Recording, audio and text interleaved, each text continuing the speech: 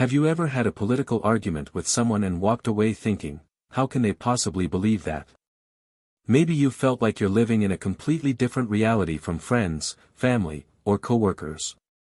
It's frustrating, right? You present what seems like a perfectly logical argument, but instead of changing their mind, they just dig in deeper. Why does this happen? Why do smart, well-intentioned people see the world so differently? That's exactly what Jonathan Haidt explores in The Righteous Mind, Why Good People Are Divided by Politics and Religion. Haidt, a moral psychologist, argues that our political and religious beliefs aren't just the result of reason or logic. Instead, they're deeply rooted in our psychology, our emotions, instincts, and even evolution. He compares the human mind to an elephant with a rider. The elephant represents our gut feelings, our instincts, the part of us that reacts emotionally to a situation. The rider? That's our reasoning, but here's the kicker: it's not in charge. It's just there to justify whatever direction the elephant is already moving.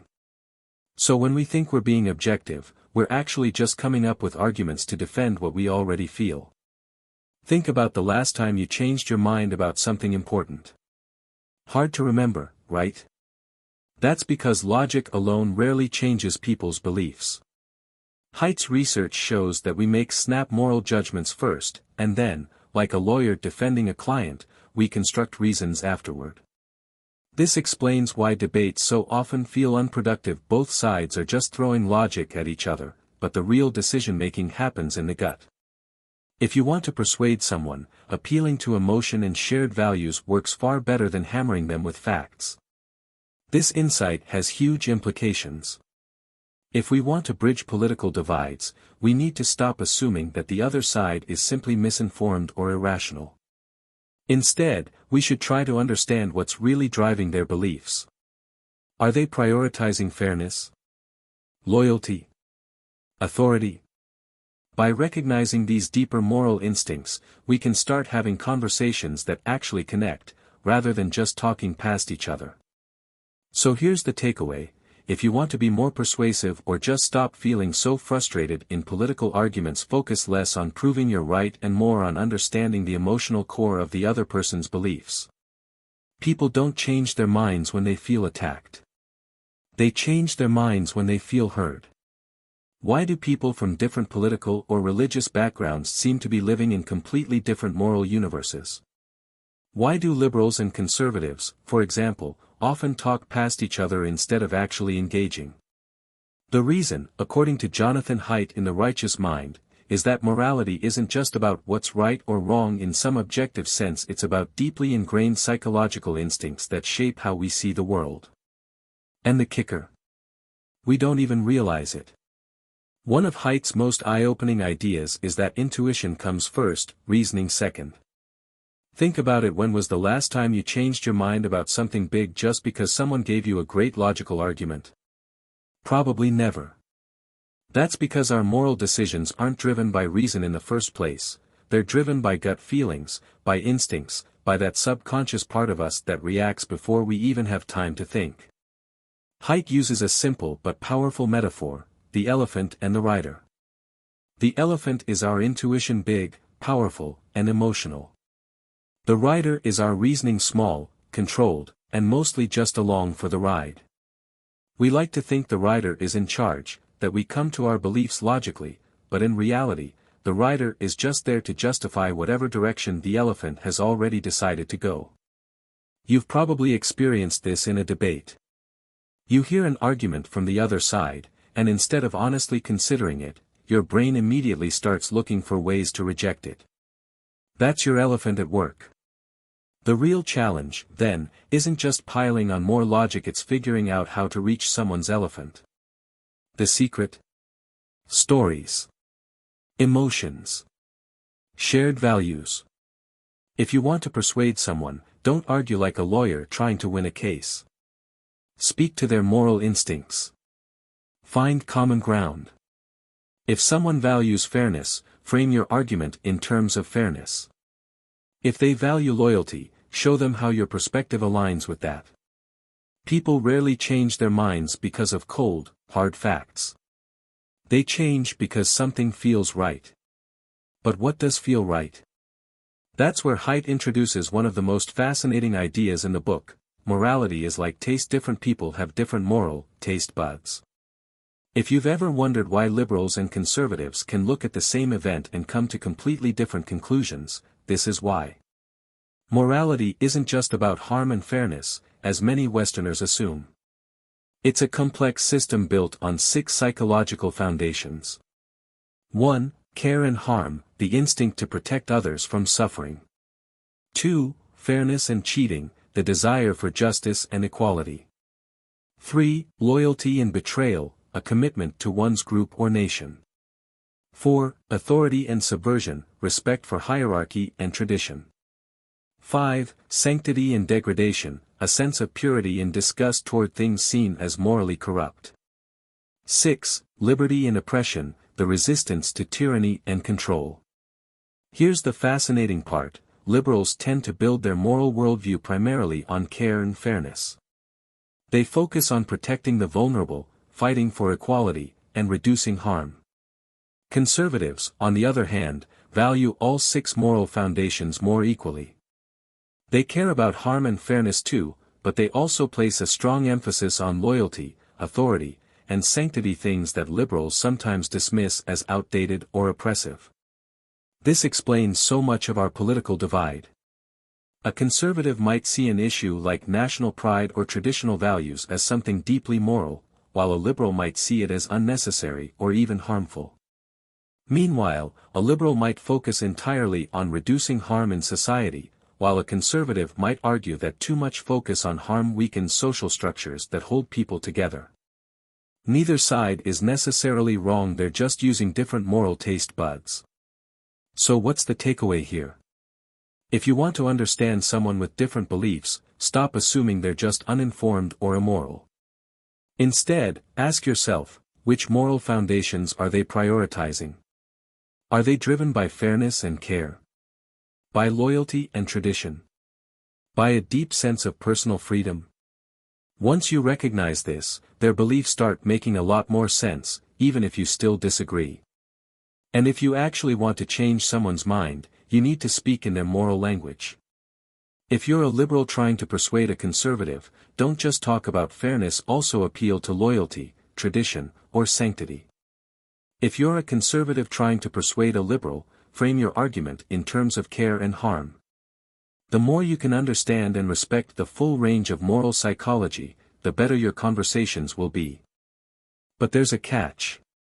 Morality doesn't just guide us, it also blinds us.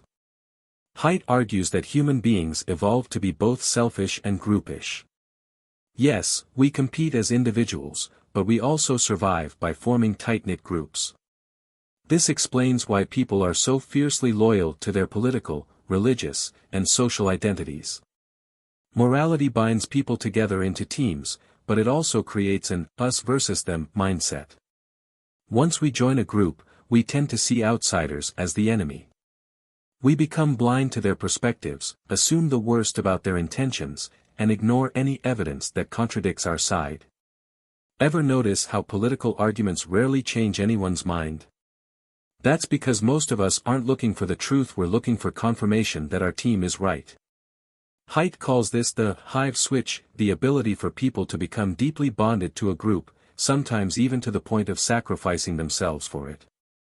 This instinct helped early humans survive, but in modern society, it fuels political tribalism, religious conflict, and social media outrage. So what can we do about this? The first step is awareness. Recognize that your brain is wired to be loyal to your tribe and skeptical of outsiders. Instead of instantly dismissing opposing views, take a step back and ask, what's driving their beliefs? If you can train yourself to see the world through the eyes of others, even just a little, you'll be far less likely to get caught up in knee-jerk outrage. Second, seek out diverse perspectives. If you only listen to people who already agree with you, you're just reinforcing your biases.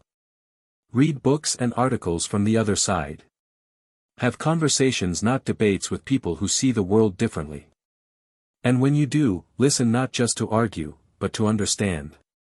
Finally, Find ways to connect with people beyond politics. One of Haidt's biggest insights is that human connection can override ideological division. Studies show that when people of opposing views work together on a shared goal, whether it's volunteering, playing on the same sports team, or simply having dinner together, they become less hostile toward each other. Why? Because they see each other as people, not just as political opponents.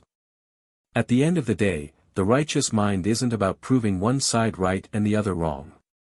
It's about understanding the psychology behind our moral divisions so we can have better, more productive conversations.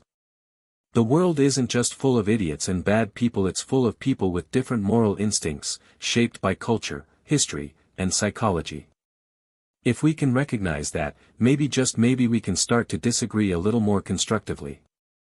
Have you ever wondered why some conversations seem to go in circles, with neither side willing to budge? It's not because people are being deliberately stubborn or unreasonable. It's because the way we approach discussions, especially about politics, religion, and morality, is fundamentally flawed. If we want to have more meaningful, productive conversations, we need to rethink our entire approach. That's where the action plan comes in. The first step is recognizing that intuition comes first, reasoning second. The next time you're in a debate, pause for a second and ask yourself, am I actually trying to understand the other person, or am I just preparing my next counterpoint? Most of the time, we're not reasoning to find the truth, we're reasoning to win. Our brains work like a lawyer defending a client, not like a scientist searching for the most accurate explanation. And that's a problem because real persuasion doesn't happen through cold, hard facts. It happens through connection, emotion, and shared values. If you truly want to change someone's mind, start by engaging their intuition, not their intellect. Instead of bombarding them with logic, tell a story that resonates with them emotionally. If you're trying to convince someone to care about climate change, for example, don't start with statistics, start with a personal experience, an image of a place they love that's being affected, or an example of how it impacts something they already care about. Once their emotions are engaged, their reasoning will naturally follow. That's how persuasion really works. Another key step is to expand your moral palette. Most of us operate within a narrow moral framework, assuming that the things we care about are the things that matter most. But morality isn't one size fits all. Haidt's research on moral foundations shows that people with different political and cultural backgrounds emphasize different moral values. Liberals tend to focus on care and fairness, while conservatives balance those with loyalty, authority, and sanctity. If you want to bridge ideological divides, start by identifying which moral values matter most to the person you're speaking with. Let's say you're trying to persuade a conservative about the importance of healthcare reform. If you argue from a purely fairness-based perspective, it's unfair that some people can't afford medical care, you might not get far. But if you reframe it in terms of loyalty and responsibility, we should take care of our fellow citizens, just like we'd take care of family, you're far more likely to make an impact. Likewise, if you're a conservative trying to make a case for traditional values to a liberal, don't just emphasize authority or sanctity. Show how those values contribute to fairness and well-being. The more you understand what they care about, the better you can frame your argument in a way that actually resonates. Expanding your moral perspective doesn't just help in debates, it makes you a more empathetic and understanding person. Instead of assuming that people with different values are simply wrong, start seeing them as people with different psychological instincts. Maybe they prioritize group loyalty over individual fairness. Maybe they value tradition because it provides stability. Maybe they resist change not because they're ignorant, but because they genuinely believe it could cause harm. Once you start seeing moral diversity as interesting rather than frustrating, your conversations will completely change. But even when we try to understand each other, there's still one major obstacle: morality binds and blinds. The very thing that helps us cooperate and build strong communities also makes it incredibly hard to see beyond our own group. Humans evolved to be tribal, we're wired to form teams, to trust those on our side, and to be suspicious of outsiders. That's great for survival but terrible for constructive dialogue. When we get too caught up in our ideological tribes, we stop seeing individuals and start seeing enemies. We assume the worst about their intentions, dismiss anything they say, and reinforce our own biases without even realizing it. Breaking free from this mindset requires conscious effort. The next time you find yourself getting angry at someone from the other side, take a step back and ask, am I reacting to the person in front of me, or am I reacting to my idea of what their group represents? More often than not, it's the latter. And if we can start to see people as individuals rather than political symbols, we open the door for real connection. One of the best ways to do this is to build relationships outside of your ideological bubble. Studies show that when people have friends from different political or cultural backgrounds, they become more open-minded and less hostile toward opposing views. It's easy to demonize a faceless group, it's much harder when you've shared a meal, worked on a project, or had a real conversation with someone from that group. So seek out opportunities to engage with people who see the world differently. Don't just argue with them, get to know them. Another powerful strategy is to train yourself to recognize your own biases. We all like to think we're rational and objective, but the truth is, our brains are constantly filtering information in ways that confirm what we already believe. This is called confirmation bias, and it's one of the biggest reasons people stay stuck in their views. If you only read news from sources that align with your beliefs, if you only follow social media accounts that reinforce your perspective, if you dismiss opposing arguments without seriously considering them, you're feeding your own bias. One way to counter this is to expose yourself to diverse viewpoints. Read books and articles from people you disagree with, not to argue, but to understand. Follow social media accounts from different political perspectives. Watch debates with an open mind. And when you come across information that challenges your views, don't immediately reject it. Sit with it. Ask yourself, could there be some truth here? The more you train yourself to question your own assumptions, the more intellectually flexible you'll become. Ultimately, the goal of the righteous mind isn't to make you agree with everyone, it's to help you understand why people think the way they do.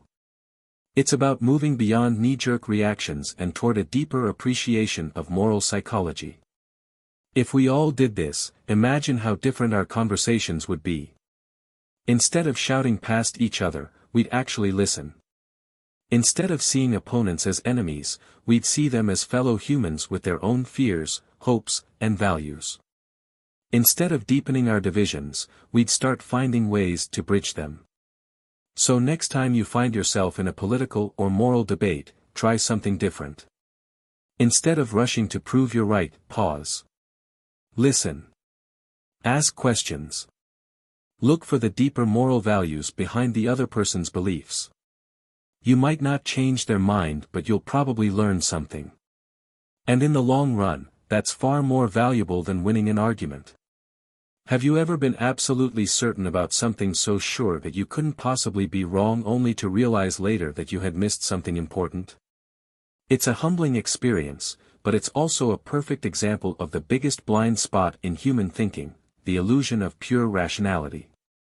We like to believe that our opinions are based on careful reasoning, that we weigh evidence fairly, and that we arrive at our beliefs logically. But as Haidt points out in The Righteous Mind, this just isn't how the human mind works. The truth is, we are not primarily rational creatures. We are intuitive creatures who use reasoning not to seek truth, but to justify what we already feel. This is why debates so often go nowhere.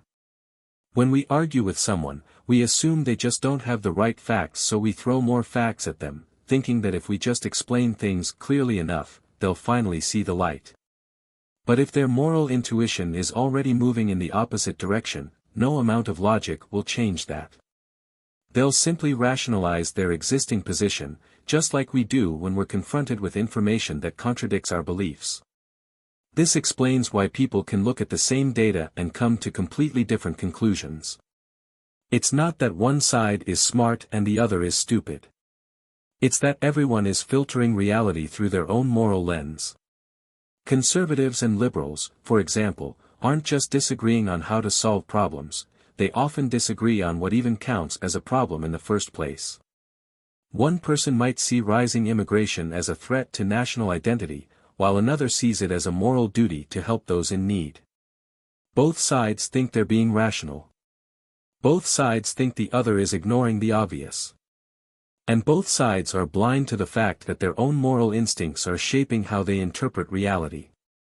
The biggest danger of this blind spot is that it leads us to demonize people who disagree with us. If we believe that our views are based on reason while theirs are based on ignorance or bad intentions, we stop seeing them as people worth engaging with. We assume they're too stupid, too brainwashed, or too morally corrupt to be reasoned with. And that's when real dialogue shuts down. So how do we counteract this blind spot? The first step is to recognize that everyone, including ourselves, is biased.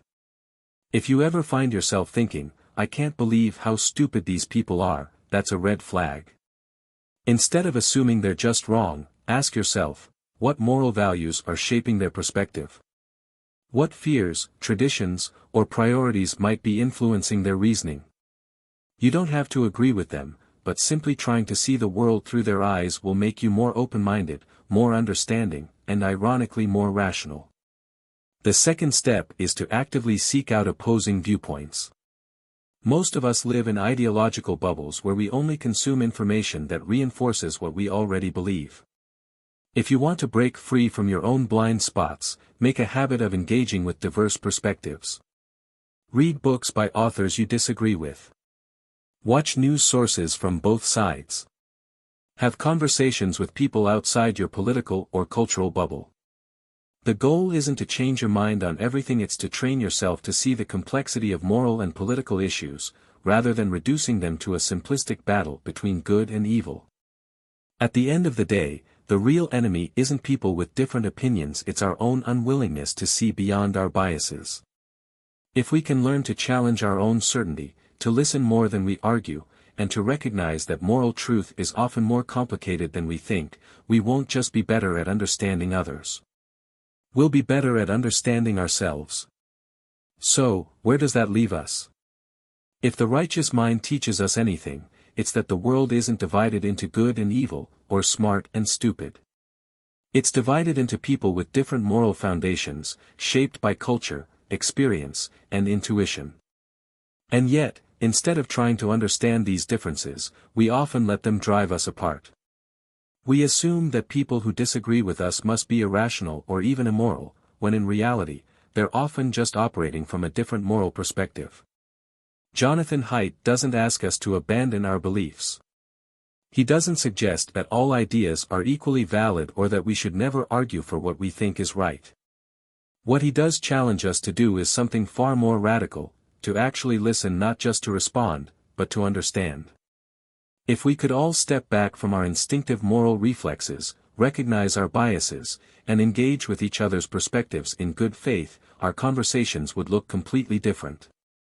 Political debates wouldn't feel like shouting matches. Religious disagreements wouldn't turn into outright hostility. Social media wouldn't be a never-ending battlefield of outrage. Of course, none of this is easy. It's far simpler to stick with our tribe, to reinforce our beliefs, and to write off anyone who challenges them. But where does that get us? More division, more anger, more broken relationships. If we genuinely want a better, less polarized world, the work starts with us. It starts with questioning our own certainty, recognizing the limits of our reasoning, and approaching difficult conversations with curiosity instead of judgment. So the next time you find yourself in a heated debate, stop for a second. Ask yourself, am I trying to understand, or just trying to win? Am I engaging with this person as a fellow human being, or as an opponent I need to defeat? If we can shift our mindset just a little, we might not all agree, but we'll start to see each other differently. And in the end, that's the first step toward truly getting along.